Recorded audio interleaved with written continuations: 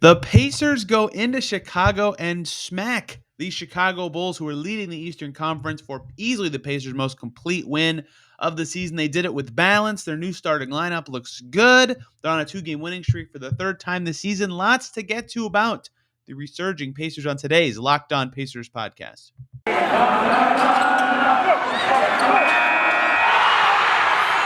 are Locked On Pacers, your daily Indiana Pacers podcast, part of the Locked On Podcast Network, your team every day.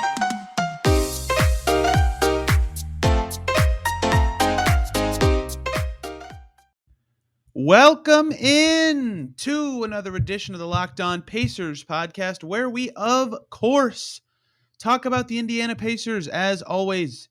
My name's Tony East. I cover the team for Forbes and the West Side Community News, and today we are talking about a surprising Pacers dominant victory in Chicago. They smoked the Bulls on the road, probably the most impressive Pacers win of the season. They've beaten a few teams that I'd consider slightly better, but they didn't do it in this dominant of a fashion. The Pacers just wire to wire smoked the Bulls. The Bulls had a brutal schedule leading up to this game, but regardless of that, they won by so much it was beyond a schedule moment, and it became the Pacers played very well against a very good team moment. So lots to get to from that game. Their new starting five is looking good. It's only been 2 games, but I want to talk about that lineup a little bit more. And then balance is something I keep seeing talked about with this Pacers team, and it is something that's guiding them to some success. So I want to talk about some numbers behind balance and how it kind of helps this Pacers team. But let's start with the story.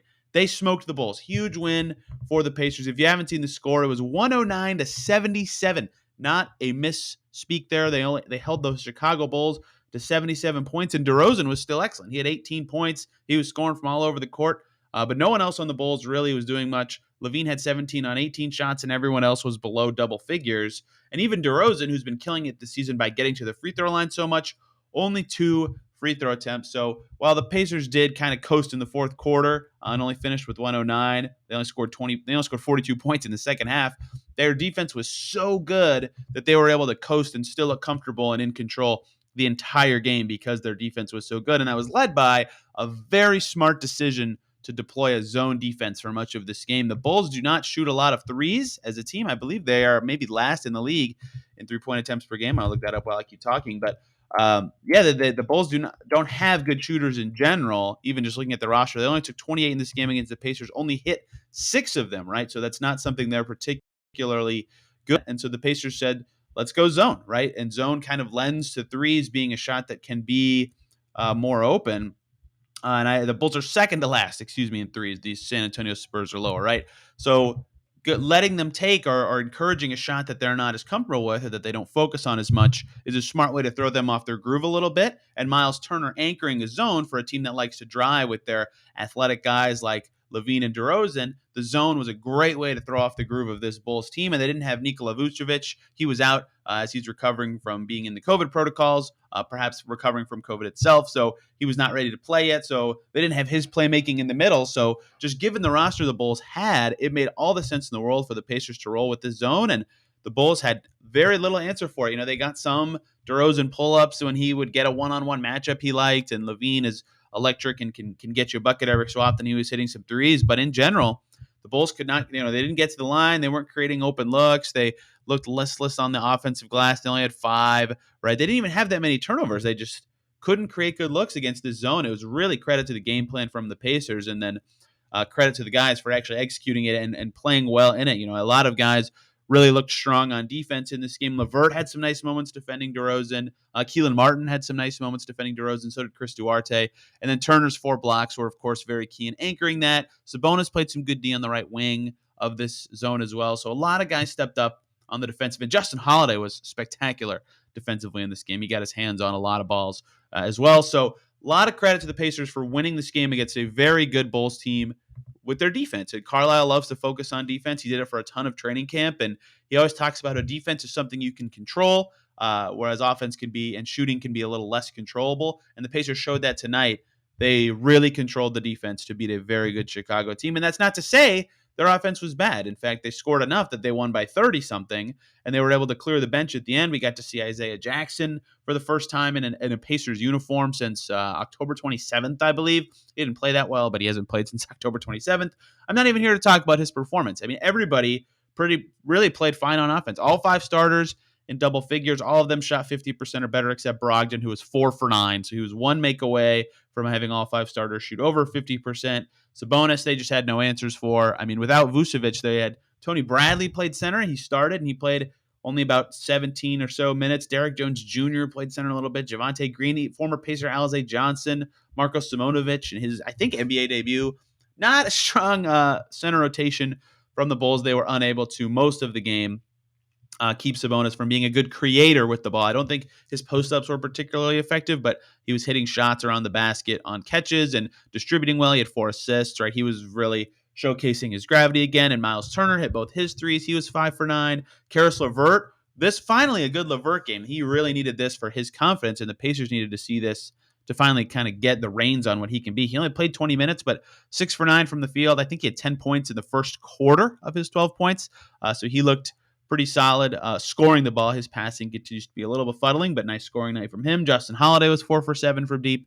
That's a recipe for success. When all those guys are hitting their shots, they got the makes from the role players that they needed to win. That's something I've talked about very often being a struggle for this team is they can get it from the stars. Like Brogdon will have a 16-point game like this, and Sabonis will have 21, but none of the role guys will step up. Well, today they had some role guys step up. Duarte had 9. He was struggling to score, but he had some nice makes in there, and he had 6 rebounds as well, contributed.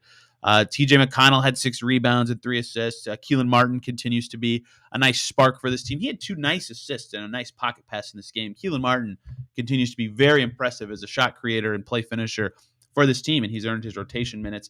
And Jeremy Lamb shot all right from this game, 2 for 4 from the field when he got in during the fourth quarter of action as well. So pretty much everyone that played was effective offensively. Even Torrey Craig shot over 50%. I haven't mentioned him yet.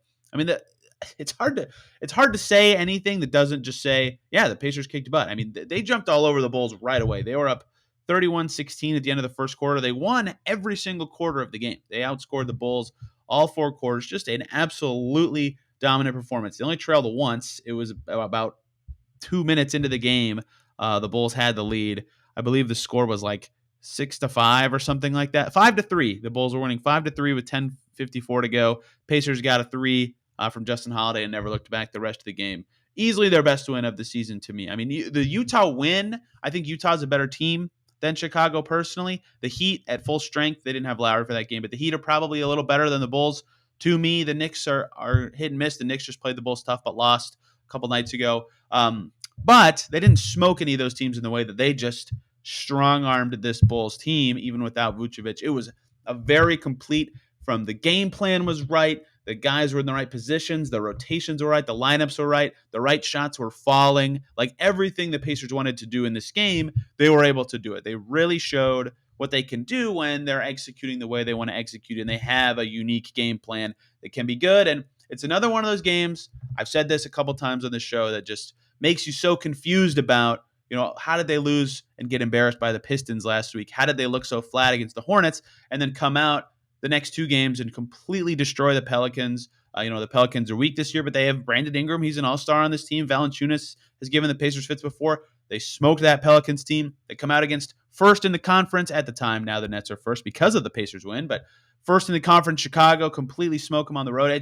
It's befuddling how this team can go through stretches like that, but currently looking good again. 2-game win streak, a chance against the Lakers on Wednesday to continue that win streak. And I'll talk Lakers a lot on tomorrow's show. Sounds like LeBron, after his incident with Isaiah Stewart, will be able to play there. But it's so weird when these games happen that you have to be impressed with the way the Pacers are played, but also confused that they can't do it all the time. But it seems like, as the season goes along and Rick Carlisle figures out this team a little more, and he figures out that he's coaching them too much on the road trip, and he figures out okay, I need to let them play more free. Okay, I need to get them better prepared mentally. I need to do the X, Y, Z things. He admits his faults in post-game pressers, and he's got the guys set up to succeed more. It seems like every game better than in games prior. So perhaps those weird inconsistencies can be a thing of the past. Perhaps not. They've won 2 games in a row a few times this season and then immediately come out and fallen flat, in Portland or in New York when they had the 10-point quarter. So it may be too early to say that they're figuring out how the symbiotic coach-player relationship can work, but this was a game that makes you believe that they're figuring something out, especially after what happened at the end of last week when Carlisle sent a message to his team. But everybody seemed to be clicking tonight. They had a game plan that worked. They're playing through their best players a little bit more, and that's providing a lot of success. Brogdon, 7 assists, not even a stat I mentioned earlier. Like, he was controlling the game in ways that didn't involve him shooting the ball. So very, very nice win from this Pacers team, something they can hope to build off of as they have a tough week of opponents coming up. They actually play the last 3 champions in a row this week. They play the Lakers on Wednesday, who won the title in the bubble in 2020. They play the Raptors Friday, who won the 2019 title. And they play the Bucks Sunday, who won the 2021 title. So it's just a tour of champions for this Pacers this week. Should be fun to see how they can build off of this very big win against a good Bulls team. So they have changed their starting lineup, and that kind of slid under the radar in this weekend's storylines because the Carlisle benched the starters, and then they looked awesome in the next game, and they're talking about playing free. They had a horrible road trip last week. Like, a lot happened that made a small starting lineup change not seem super important, but now they've won 2 games in a row by sizable margins thanks to this unit. I want to talk about the numbers behind that group and, if I like the actual tweak. So let's talk about Justin Holiday starting. But first, let's talk about the good people over at Shopify, because cha-ching, Shopify. Oh, I love that sound. It makes me smile. It's the sound of another sale on Shopify, the all-in-one commerce platform to start, run, and grow your business. In case you don't know, Shopify is a complete commerce platform that lets you start, grow, and manage a business. The subscription-based software allows anyone to set up an online store and sell their products. Shopify store owners can also sell in physical locations using Shopify point of sale app and accompanying hardware. They give entrepreneurs the resources once reserved for big businesses, so upstarts, startups, and established businesses can sell everywhere. They can scale your business, and it's an endless possibility. Shopify helps make your entrepreneurial dreams become true. They have the tools and resources to make it easy for any business to succeed, and they power over 1.7 million businesses. It allows you to gain insights as you grow with detailed reporting of conversion rates, profit margins, and beyond. Go to shopify.com/LockedOnNBA, all lowercase, for a free 14-day trial to get full access to Shopify's entire suite of features. That again, shopify.com/LockedOnNBA. Grow your business today. Shopify.com/LockedOnNBA. A starting lineup change is like the third biggest story for the Pacers. Let's talk about it. Thank you for making Locked On Pacers your first listen today, and hopefully every day. I hope I'm providing you with the Pacers content you are looking for. Locked On Bulls could be a fun way for you to listen today, or even Locked On Lakers for LeBron's suspension, as he could be back for the Pacers game on Wednesday, although he also has an abdominal strain. Let's talk about this new Pacers starting lineup. For those unaware, the switch was Chris Duarte, the rookie who had an exciting start before injuring his shoulder, to the second unit, Justin Holiday, the sweet shooting veteran wing, to the starting 5. Now, Justin Holiday has not been shooting particularly well this season in general, right? That's kind of been one of the big problems for him, and I think I highlighted this on a podcast last Friday. He only had 3 games shooting better than 40% from 3 in the Pacers' first 17 games. Against New Orleans this weekend, 4 for 7. That is, in fact, over 40%. Against the Bulls, 4 for 7. That is also, in fact, over 40%. There's only 2 games, small sample, but he has 40% of his games shooting over 40% from 3 or with this new starting 5. He appears to be gelling with this unit in a way that he didn't before. Duarte with the second unit seems like a way he can get the ball more, get some more shots up than he could when he's playing alongside the likes of LeVert and Sabonis. And Brogdon, right? That's a hard way for him to get shots. He's just a last resort option at that point, right? When he came back from his injury, he started against Charlotte, only 5 shots in that game. He didn't play a ton, but still. And against Philly, he only took 6 shots. Right after his injury, he wasn't shooting as much. Then against New Orleans, he takes 10. He doubles his output. One night after moving to the bench against the Bulls tonight, he was able to get up 11. So just raw tactically, getting a veteran who can be the best 5th option, I think, for the starters and the guys who are more dominant on the ball makes some sense. And letting Duarte, a rookie who you want to get on ball reps and has been a little shakier since his injury with the second unit, those things make sense to me, right?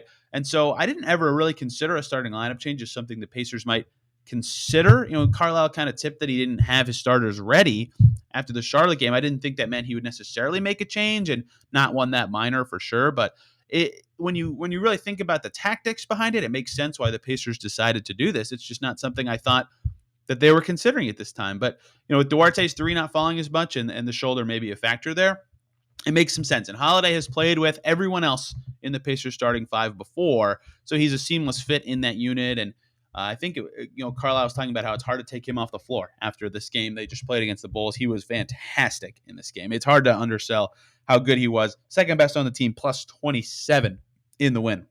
He was fantastic. So let's look at this unit right now.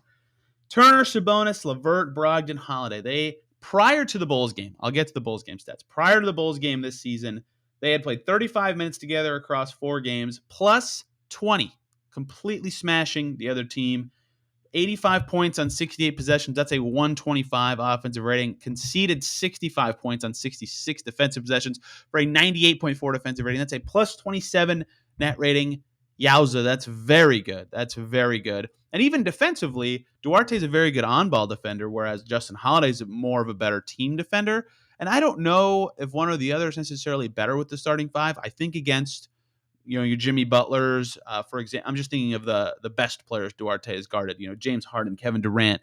Against the more studly, bigger guys, you might prefer Duarte, but team defense is always valuable, right?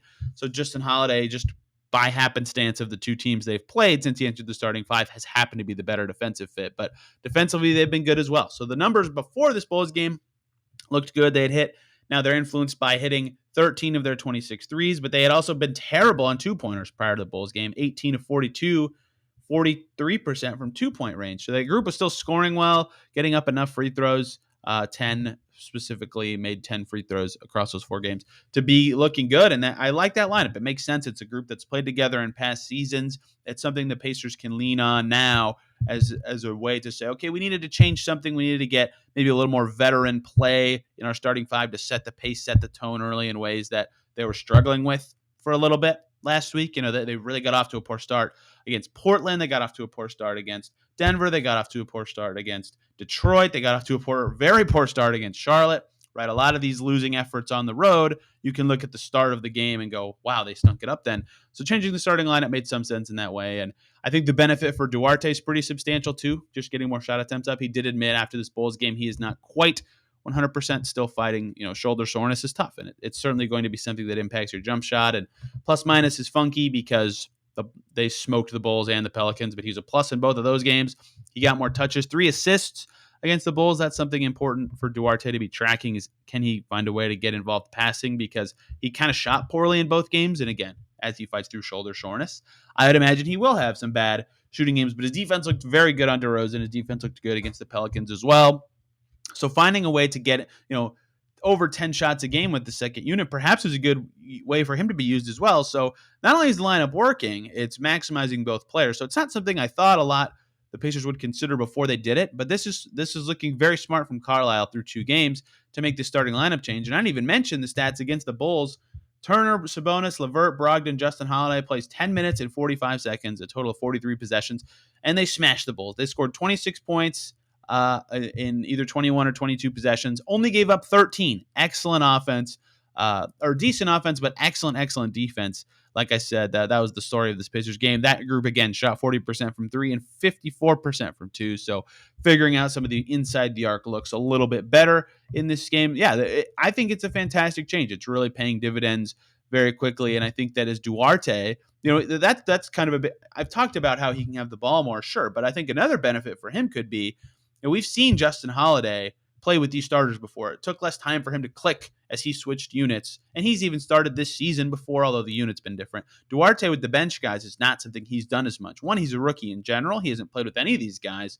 Holiday's been here for 2 seasons, but Duarte is still learning how to play with McConnell, how he can, be the most effective in those instances, how he can be the most effective when it's just one big in the game, how he can fit really well around guys like Keelan Martin, who's now taking on a little more ball handling duty or stuff like that. He's still figuring that out. He had kind of figured out the way through the original starting 5. Now that's not the case. Now he's got to do it with a new unit. So even that could also help him out in the long term to get a better fit with more guys, a better fit with McConnell, who has a 4-year deal, and just in general, learning how to play with more play styles is beneficial for him as well. So the benefits go on. And the downside is, one, You're an 8-11 team now, not starting your rookie and not getting him in with the best players on your team. And that is very tangible and huge. And that's kind of why I never thought about this in general, as I kind of thought they would ride with Duarte as a starter for a while. But if he can still play enough minutes, he played 23 on Saturday. He played 22 and a half tonight, and that's 2 games where they were allowed to play their third units because they were up so much. So in theory, he'll probably play closer to 26, 27 in a standard game. That makes a lot of sense. He's still getting a lot of minutes. It's still a good way for him to play. He still plays enough with the starters. I think this change has been very smart and is paying dividends so far. That said, it's 2 games. It could very easily be a thing where all of a sudden Justin Holiday is missing again, or Duarte can't find a way to get involved in this unit. And you're like, why are we mixing and matching the pieces in this way? But just given the perception of these players and what they are good at and how the other team guards them and perceives them, it seems like this is something that could stick longer term as a benefit for both the Pacers, the development of Chris Duarte, and the success of Justin Holiday. So I've liked the starting lineup change.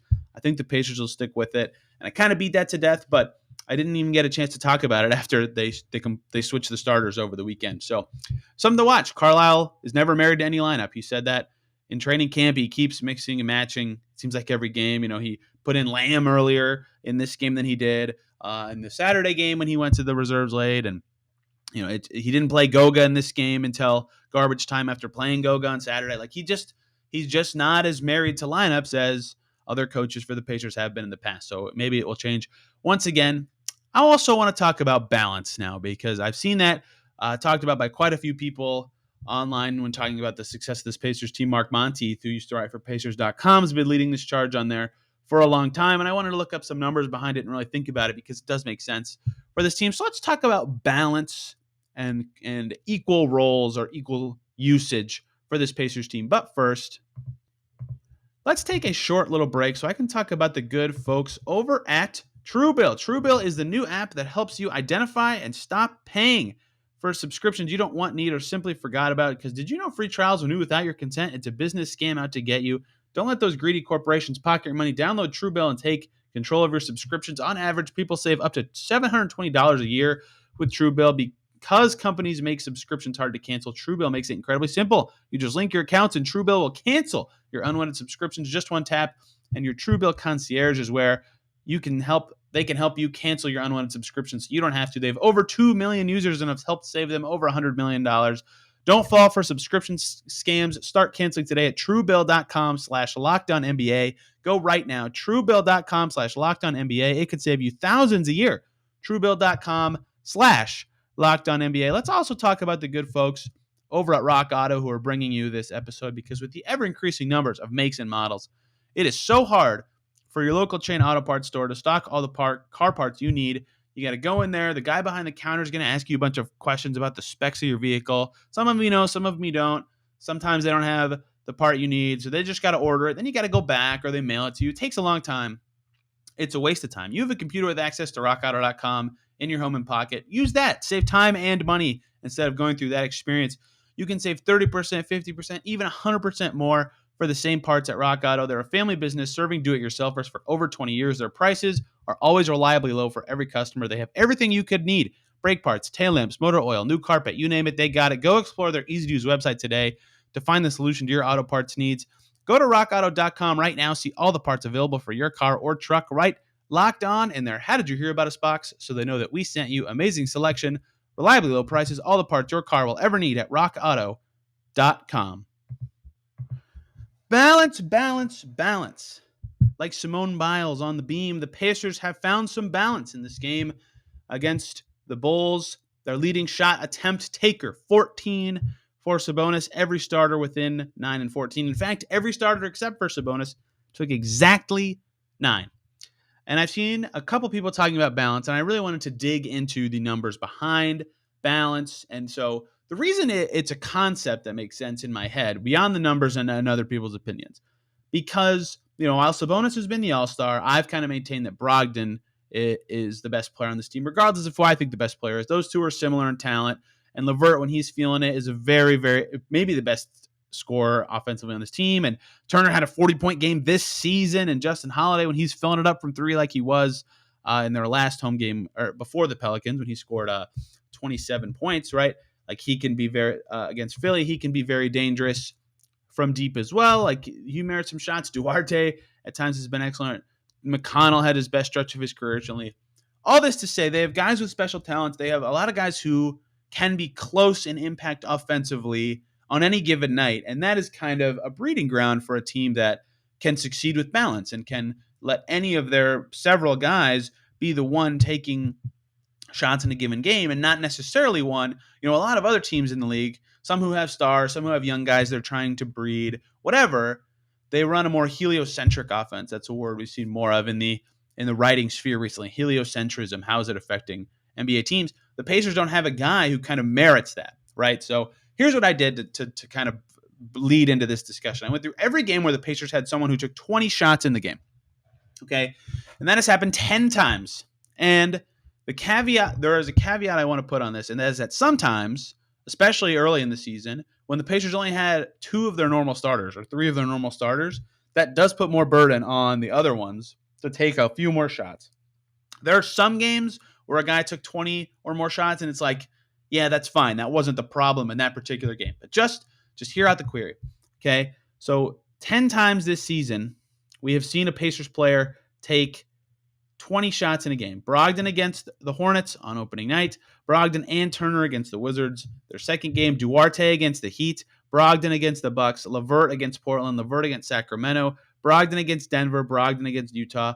And Brogdon against New York in New York. So 10 games, we have seen a Pacers player take 20 or more shots in a single game.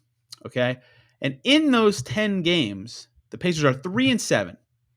So that is not a very good record. I mean, it doesn't take a genius to know that record isn't very good. They're 3-7 in those games. That means they've played 19 in their other 9 games. They're 5-4, a winning record when they pursue that balance. So that kind of, like the Washington game, yeah, Turner should have shot a lot. He had 40 points, and Brogdon had 30 in Utah. They won that one, for example. But like even LeVert, when he took a ton of shots in Sacramento, those weren't necessarily great shots. Or Duarte taking a bunch against the Heat, he took 21 shots and had 19 points. They won in spite of him and LeVert. In fact, they've only had one performance, and that's Brogdon in Utah, where they won, and that guy should have been shooting a lot. Like Turner should have been shooting a lot against Washington, but they lost. Whatever. I'm rambling now. I'm just to say that the one guy shooting more than normal has not been a winning formula for the Pacers. And sometimes that guy is shooting a lot because they're having a good game. Sometimes it's because the way the other team is defending that player, they're going to be open a lot. Regardless, something about that style has not been successful for the Pacers this season, whereas in other games, when they spread it out more, when they run it through everybody, when they share the ball, when they, as Carlisle said over the weekend so often, play more freely, play with balance, let everybody get involved and have their chance in the action, it's not a kumbaya kind of thing. It's like, this is actually a strength of this team. They have a lot of guys who can do damage. The struggle is, or the difficulty is, how do you properly make it so everybody's getting the right number of chances from the right spots against the weak points in the defense? And on the nights they're able to figure out how to get everybody involved in playing to their strengths, they've been successful. They're over 500 in those games.